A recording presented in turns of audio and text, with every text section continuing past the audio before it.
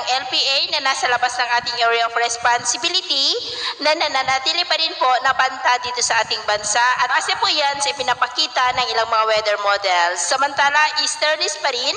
ang hangin na umiihip dito po sa ating bansa na dahilan ng mga pagkakabuo ng mga localized thunderstorm na nagdudulot po ng mga pag-uulan, lalo na po yan sa dakong hapon, gabi at madaling araw. At ito naman po pinapakita ng forecast model natin pong ginagamit hanggang sa susunod na 2 linggo. At sa lagay po ng ating panahon, ngayong madaling araw ay generally fair weather pa rin po sa malaking bahagi ng ating bansa, maliban lamang sa mga tsansa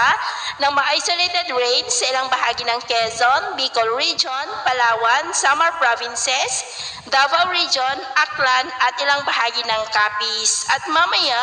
ay sisikat pa rin ng araw sa malaking bahagi ng ating bansa maliban lamang sa mga tsansa ng maulap na kalangitan na may mga pulupulong pagulan sa ilang bahagi pa rin ng Quezon, Southern Luzon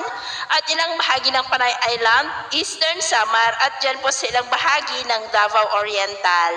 At mamayang hapon, generally fair weather pa rin sa malaking bahagi ng ating bansa maliban lamang sa mga tsansa ng maulap na kalangitan with isolated rains, lalo na po dyan sa may southern part ng Mindanao. At sa atin naman po mga baybayin, wala naman po tayong nakataasan ng mga gale warning signals, pero iba yung pag-ingat lamang po kung papalaot tayo para mas makaiwas sa mga sakuna.